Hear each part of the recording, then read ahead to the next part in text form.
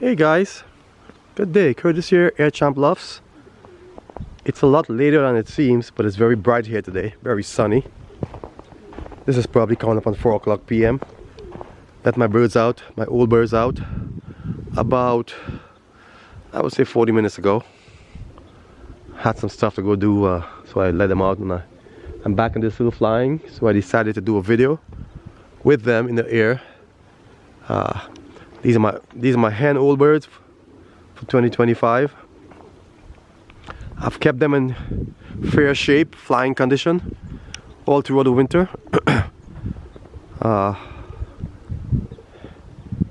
In less than a month from now, it's going to be spring, officially spring, and our racing season here starts around April the 12th. So basically, I have about 7 weeks to get my birds in shape, get them down the road. That's my old birds, and get them going. At the same time, I got to start preparing my young birds for the young bird season in the fall. I've already bred quite a few of them. I still have some of them in the nest, and I expect to have another good year in the club. But what I really wanted to talk about today is my club's annual Futurity race. My club is called Crossroads Pigeon Club. We're in Terre Haute, Indiana, and we hold an annual Futurity race. And for those of you who don't know what a Futurity race is, it's a race where breeders send their pigeons to a club, and the club divides those birds into among its members, and we race those birds just as we would race our own pigeons, and then there's a winner. There are money prizes, etc., etc. If you are interested in my club's Futurity race, I can just give you a quick breakdown. It's 4 birds for $100. It's 1 to 4 birds for $100. So if you send 1 bird, it'll be $100. If you send 4 birds, it'll be $100. And the activation fee is $150. If you're interested in more information, you can go to crossroadspigeons.com. That's crossroadspigeons.com. And you can go to the BOW page. Our Futurity race is called Banks of Wabash Futurity race, and they've been keeping this race for quite a long time. I'm only in the club coming up on a year now, so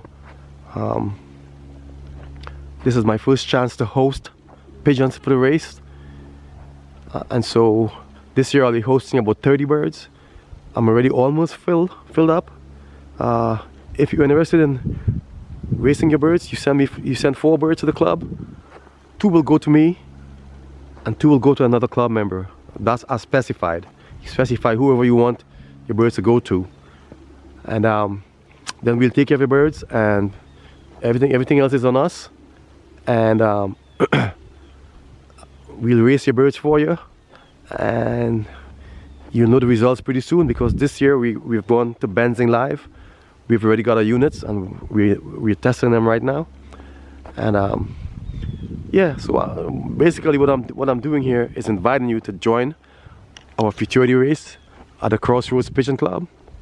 Like I said, it's 4 birds for $100 to enter, and after the 100-mile race, your birds will be activated if they make the activation, and it'll be $150 per bird. For more information, you can visit crossroadspigeons.com. That's crossroadspigeons.com, and go to the BOW page, and you can see all the information on the BOW race. Okay, thanks for watching this. Really appreciate you guys. My birds are up in the air, so I'm killing 2 birds with 1 stone right now, which is that's a bad term, innit? 2 birds with 1 stone, killing 2 birds. No birds are dying here. Okay, again, I said thanks for watching. I appreciate you guys. These birds don't look like they're going to be down here anytime soon. Look like they're doing their thing, and they're not ashamed to do so. And they're still flying with intention. These are my hens. I have just about the same amount of cocks, all bird cocks, and I won't be flying all of these. among these here are my champion birds and everything else from last year. So I might stock them, or I might just go ahead and fly them, I'm not sure yet. But there are definitely 1 or 2 birds from there that I want to pull, because I have a shortage of them, that blood, you know. And they did really well at the club. So yes, again, thanks for watching. I appreciate you guys. Hope you have a wonderful season. Send some birds to my loft. I would love to host them and help you win. You know, it's a great way to test your birds for not very much money. You know, you send the birds, we do the work. Kind of like that's what it is, you know. And I would love to test your birds and see how they can perform. Okay? Again, thanks for watching. And I hope to talk to you pretty soon. There's a buzzard right there. Got the birds right here.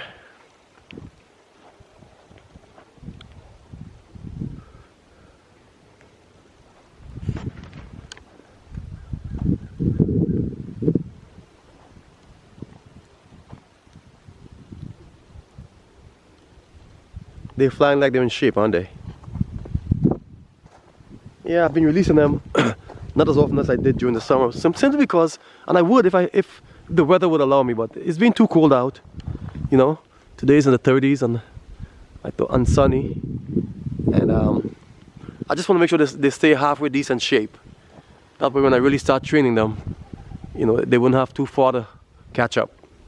You know. But my birds, you know, they aren't lazy, and they're always kept healthy. There's one bird back here struggling, and I just saw in the loft, I saw an egg there, and it might be her. That's probably why she's struggling. Somebody laid an egg, and it was a new layer, never laid before, because there's a little bit of blood on that egg. So I know it's one of those young hens from last year, racing team. And she's gonna have to abandon them eggs and get to flying.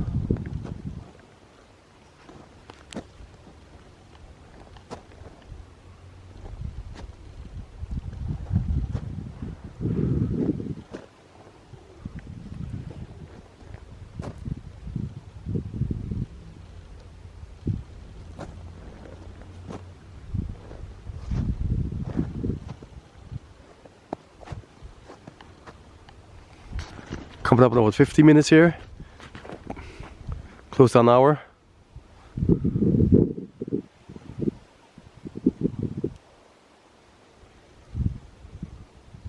In about a week and a half, 2 weeks, they'll be back on the road, getting ready for the old bird season in the spring.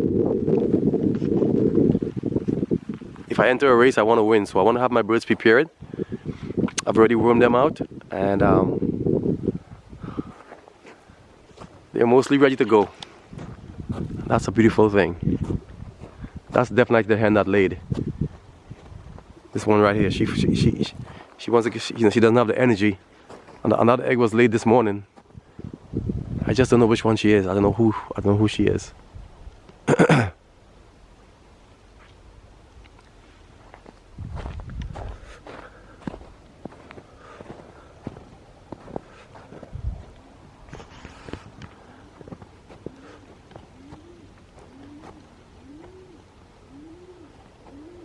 With these hens, the more you can keep them occupied and so on, the better it is for them, you know.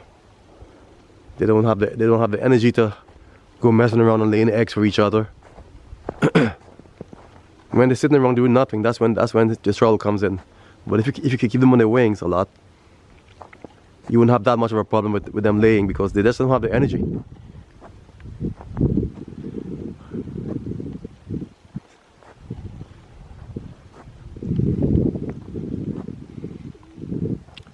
I'm going to start flying these birds twice a day now, like I used to when the weather was good.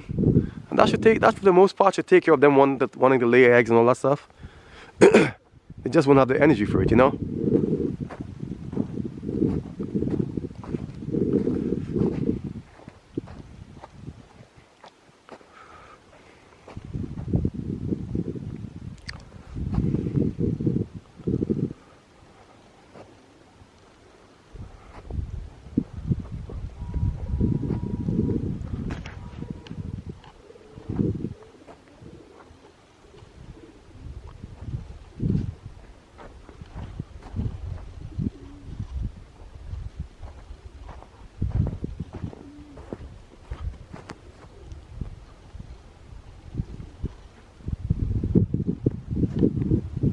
What a thing of beauty right there.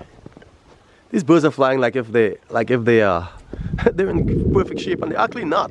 They're coming up on going to give me an hour pretty soon. Just yeah, they're about. It's got to be like an hour coming up here because I did several things, including cook myself a meal, and I came back out and they were still flying.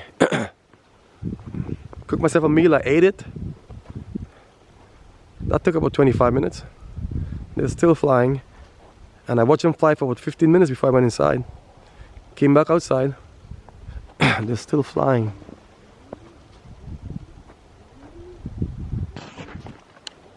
I have a grizzle hen in there, man. She's Ludo Kittle, and I've never bred her. She was my best flyer as a young bird.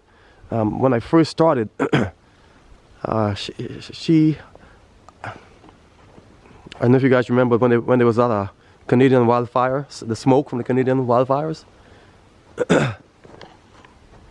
I sent a whole bunch of birds out, and she made it. She was the first bird to come home through that smoke. First bird from 150 miles. First bird. After that, I sent them 200 miles, and she was the second bird to come home. And the bird that came home second from the Canadian wildfire, she was the first bird to come home. And I still have those two hens here. One's a Ludo Kittle, the other one is a Thomas 6, Van Loon Kittle. So that's how we're working it.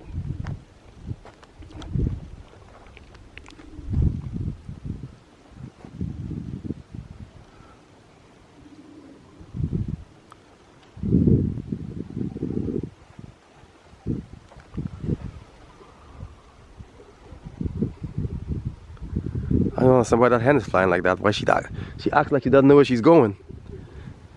That's probably the hen that laid the egg, you know. That's my guess. She's the one that laid the egg in the corner. I'd see her sitting on it pretty soon.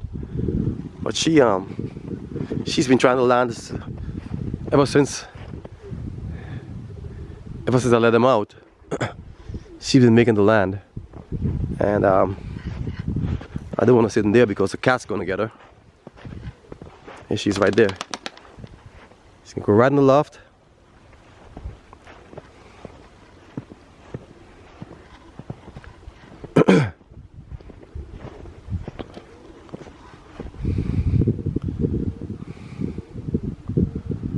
Pretty little hen, that's for sure.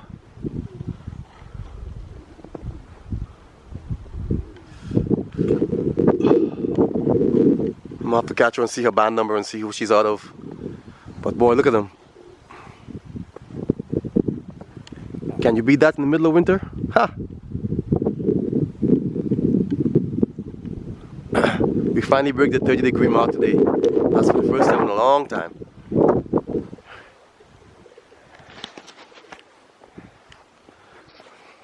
I have some hens in there. I'm just indecisive as to whether I should raise them or stock them. Really indecisive.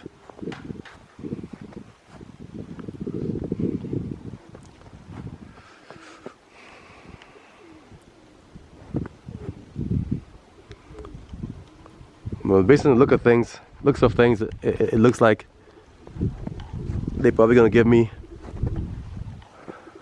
about an hour today. I don't know, they might just go ahead and take off again. They do that, you know, them birds. Just when you think they're done.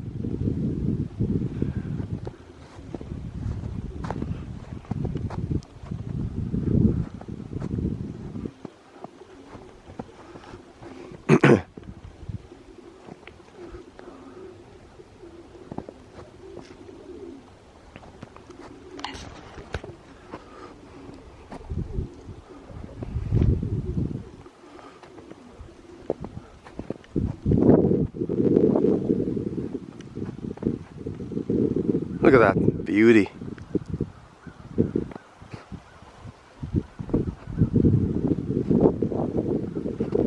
There's about 7 or 8 birds in here, 9 birds maybe, perhaps even 10, that I know I wouldn't be flying in the club. That leaves me with about 20 birds in this section here, in the hen section. And there's another 10 in the cock section that wouldn't be flying. That would leave me, so I should have a race team with about 40 birds. 35, 40 birds. That's just enough for me, you know. That's what I'll start with. Maybe I'll lose some during training, maybe not. This is the situation of my love here. This is the snow. These guys already flew today. They already had their fly time. They already had their time today. Half of them didn't want to come in. They wanted to mess with the hens.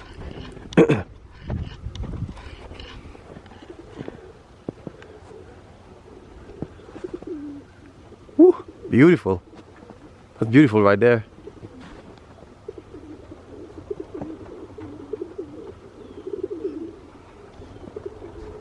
Alright guys, thanks for watching this video. I gotta go put a little diesel in my diesel heaters, make sure it keeps running. But again, these are my hens, and I do have some birds for sale. If you guys are interested, some of these birds in the air would be for sale, and some of my cocks would be for sale. And I have some other birds for sale also. Contact me if you're interested. airchamplofts@gmail.com, and we can work something out. Thanks for watching. I appreciate you guys. Into the sunshine they go.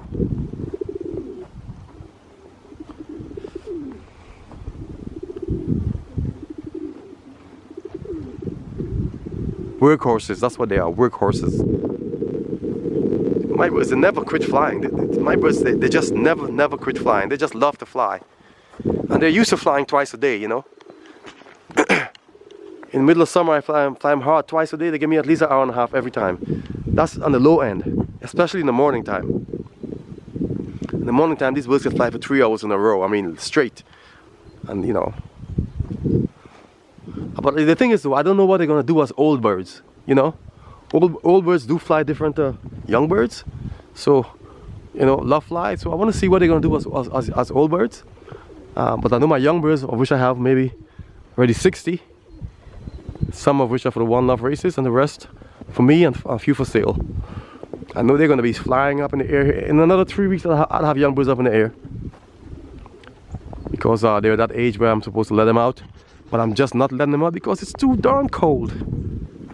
And I don't want to stand about here protecting my young birds from any predators or critters, or, you know, I just want to be comfortable when I come outside. So, with that said, I may lose a few because they're a little bit older. But you know, that's part of the thingy, you know. Yeah.